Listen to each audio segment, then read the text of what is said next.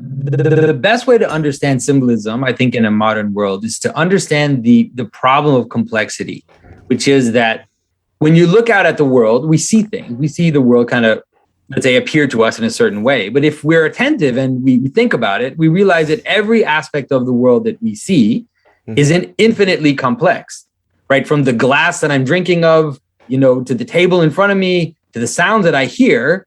Like, there's an infinite amount of complexity in the glass. Like, it's made of multiple parts and multiple aspects, right? Your chair is made out of multiple parts, but there's a way in which we are able to perceive unities in this multiplicity, right? And so there's a way in which unity kind of comes out of multiplicity and appears to us as a pattern, right? And so reality is necessarily patterned. For us to be able to even engage with it, we have to our consciousness has to engage with it in its patterns. We need to understand pattern as the kind of invisible structure which underlies something. And it makes you able to see that different things are also one thing.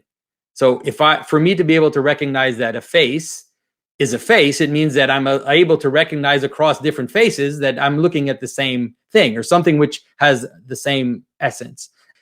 It's a causal, it's similar to kind of Plato's idea of forms. It's like a causal essence that then it joins together multiplicity into one. So that's what I try to talk about when I talk about a pattern. And so that would be maybe the first way to understand what symbolism is, which is that there's an inevitability of patterns in the way we encounter things. Now, this is true for objects, it's true for sounds, it's true for everything. But it's ultimately true for the way in which we engage with each other. That is, we string a bunch of words together, a bunch of facts together to create narratives, to create stories. And those stories need to have a pattern. And that pattern isn't arbitrary, right? It's an objective pattern that you can discern. And it's the same for images. It's the same for the way we remember things. So for us to remember something, we have to condense all this multiplicity into images that we can remember. So those images will also be patterned. And so the way we represent things ends up being patterned. So that's really the basis of symbolism. And the idea is that you can study that and you can understand it. You could say it this way, that the symbolism is the pattern of attention, right? It's the way that we attend to the world. And those things would grab our attention the most, and for the longest period of time will remain. And the things that don't grab our attention and that we don't remember will kind of fade away. Just like if someone tells you what happened during their day and it's really boring and it's just a bunch of things that don't relate to each other, you're just going to forget it. But if someone tells you this crazy thing that happened to him and he almost fell off a cliff and then something happened and he came up, and then you're going to remember it because it's going to have something which gathers your attention. So that's how symbolism works. There's a compression of factuality into a symbolic structure. And so once you get to the story part, once you get to the part where you're actually telling the story of your day to your spouse, that has to be organized in a certain way for it to be interesting to that person. And so in that desire to organize the facts in an interesting manner, you'll end up with something which will have a universal symbolic structure. And the closer it is to the universal symbolic structure, the more your spouse is going to remember what you said. And the less it has, like, let's say the least participation in that pattern means that your story will kind of just float by, or the person will find it boring, will find it uninteresting, or will just forget it right away. So in the same way, all the stories we've been telling each other for the millennia that we've been around, those have almost like a natural selection process by which those that end up being preserved are the ones that gather our attention the most. So that's why you can look at fairy tales and religious stories and myths as containing more of these condensed patterns than, let's say, just the common reality in which we exist. But the common reality in which we exist is also patterned. It's just not as distilled as these patterns. And so in the same manner, the way we interact with each other is also patterned, right? You speak, I speak. We kind of have a way to listen to the other person, to show them we're listening. And we have to follow that pattern or else communication breaks down. But then that also scales up into rituals like handshakes, like saying hello, like smiling. And then ultimately that can happen at different levels. And so not just at individual levels, but it can happen at, let's say, national levels, at tribal levels, at different levels this type of compression can have. And then they can also happen at a cosmic level. And that's what you find, let's say, in the early stories in scripture, is like a cosmic compression of facts that have taken, huge amounts of information, or rather extremely important information, and has compressed it in a way so that we even thousands of years later can still attend to it and can still remember it. And so the apostles and then the fathers said, we need to gather the elements that are the most important. We're going to put them into one pattern, and now we're going to give it to people to help them see the meaning of what is in scripture, let's say the most condensed meaning. And so that's what symbolism is. It's just the condensation of facts into a pattern so that you get the meaning. And so that's what a story is. That's what an image is. That's what a sentence is. A sentence is taking a bunch of words, putting them together so that they actually communicate a meaning. So it's the process by which meaning happens, you could say, is what I mean when I use the word symbolism. I use the word really in its etymological use, which is the gathering of multiplicity of different aspects, gathering into one for a purpose. And these patterns or symbolism, is it religious in nature? Well, it's not. I would say you could say yes and no. That is, It isn't religious in nature. It's just reality. Right? It's just the way that reality lays itself out. But you could say that at a most basic level, reality does present itself in a religious manner. That is, even if you understand what the word religion means bringing together, means binding together. That's what connecting things together. That's what religion is. And so it ends up being the ultimate types of patterns move towards religion, because they end up being, let's say, recognizing how these patterns bind us together and then looking up towards them.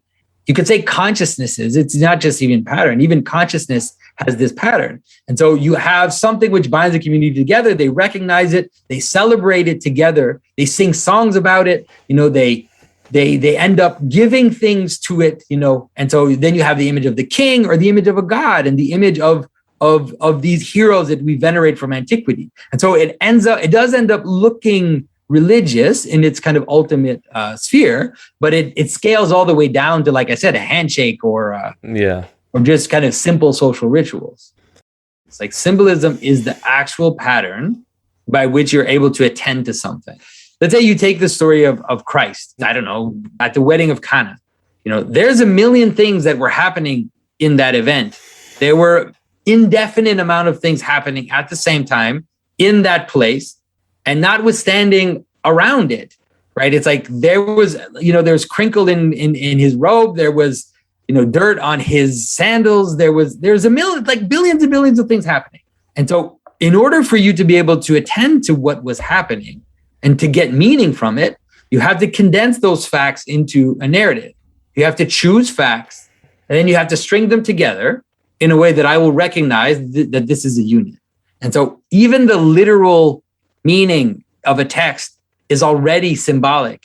It's necessarily symbolic, because why are we talking about this rather than that? Why am I mentioning these facts? And why am I putting them together in a narrative that I can recognize? And so there is no neutral reality. There is no neutral, meaningless reality that's just there. And then on top of that, I add some metaphorical meaning. That's just total nonsense. Like this, right? There's already a reason why that story is there. There's a reason why the story is constructed the way it is, and that those facts have been chosen to be sequenced in that manner. And so the meaning is already there at the very first layer, right? And so the best way to understand it, that what you would think as literal just means that you're paying very close attention to what the text is saying. Right? That's even what literal means. Literal means literature. It means what's written. That's what literal used to mean. It means what's written. And so you pay attention to what's written. You have what's written there. And then what's written there is structured in a way that is analogically related to other things. And then that's when what you would call the metaphorical meaning will appear to you, which is that as you look at the pattern of the story, you realize that it's structured in a way that is similar to your experience, that's similar to a society, that's similar to another story in scripture, and then a story from mythology. And so then that's when you get what people call the metaphorical meaning, which is that I can take a story in scripture, which is already symbolic, which is already patterned in a cosmic way. And then I can say, this is similar to your experience. And then I'll apply it to your experience. And you realize that all of scripture is just a kind of laying out of this basic pattern of reality. And so scripture becomes like this giant map for the world. So once you get it, once you kind of see the world through that basic pattern, then you can actually look at anything, right? You can watch a Marvel movie, or you can look at a novel, or you can look at political events, and you can interpret them as just different aspects of this main pattern of the world, which is the one we see in the first chapters of Genesis, which actually culminate into Christ, really. Christ answers a lot of the puzzles that are there in the first chapters of Genesis, but it's still all there. It's already all there. So are these patterns something that we recognize in our own minds, or is the pattern a more fundamental reality? Well, this is where it becomes tricky, because there's a even today, like in modern physics right now, they have this whole observer problem, and they have this sense. A lot of scientists even now are coming to the sense that consciousness is necessary for reality to kind of present itself, because or else without that we have something like quantum fields, or just this kind of possibility of existence.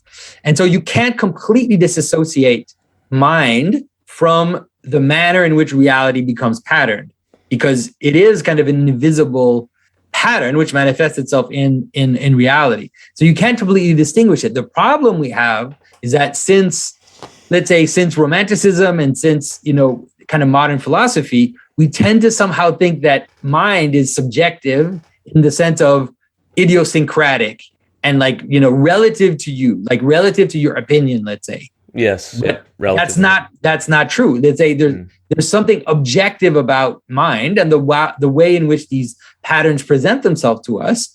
And in that objectivity, then we can kind of recognize them. We don't just recognize them, we participate in them. And that's really important to see the difference also between a kind of symbolic understanding and a more modern rationalistic, abstract way of understanding. The modern rationalist tends to abstract themselves from the world and think they don't exist, or they're just this like floating being that's looking at the world, and then they analyze it. Whereas when you understand this patterning, you realize that no, you're in the world and you're kind of recognizing and participating and celebrating these patterns rather than this kind of cold analysis of science, let's say. People like Dawkins, for example, completely oblivious to any of that, ignores completely the fact that he's a person in space who has an experience. It's like he's abstracted himself from the world and thinks that he's looking at it through this objective scientific lens. And so I think that as that caricature comes to its end, then it's an opportunity. Like it ends up being a great opportunity, because suddenly, and you see it, I'm sure you've seen it too. You see people, you see it in their eyes that they've understood that secret. It's almost like a magic thing that was just veiled in front of them. They couldn't see it. They just couldn't understand what was significant about that. And then all of a sudden it's like, oh yeah, wait a minute. What do I do with consciousness? Like, even if I try to encompass it back into the scientific system, then it creates very strange things, because it can't just be this thing atop that we ignore, pretend that it's just, we take it for granted. All of a sudden it has to be dealt with. And so that's been to me the most fascinating thing, is to watch people understand that. And so then it's like, okay, now you have that, you've had that glimpse, you've had that awakening moment. Okay, now let's take you step by step. I'm going to take you step by step and show you what that means. What it means in terms of what a story is, what it means in terms of, what a frame for reality is, what it means in terms of necessity of hierarchy. All these things are going to come back in. Yeah. Right? And then I'm going to show you in the Christian story why things are the way they are. Like, why is it that we talk about things the way we do? Because that's the normal world. right? The normal world is the world in which the first thing that you encounter is this conscious experience of being. And then on top of that, you can add, the rationalization, you can add this analytic mode. It's fine, but that's not the first. It's never the first thing. It comes back to the problem of this scientific materialism, which is that the modern way of understanding the world is that there is a kind of neutral world out there that doesn't have meaning and is just kind of there. And then on top of that, then we kind of add meaning. And so there's like this neutral reality, and then we have interpretation on top of it. And I think that this is a basic fundamental mistake about how reality works. Reality is made with logos. Reality is built with meaning. From the first chapter of Genesis, from the first chapter of St. John's Gospel, you understand that meaning is intricate, is completely bound up with reality. And so for something to exist, it has to have meaning, or else it's chaos, or else it's potential. It's just like potentiality. It doesn't actually exist. It has to have meaning. And so once you kind of understand that, then it's like the way that you describe something, if you emphasize the meaning rather than a forensic description of something, the way that we understand forensic descriptions does not at all mean that it didn't happen. Like it to describe something that happens, you already have to have it bound up in meaning.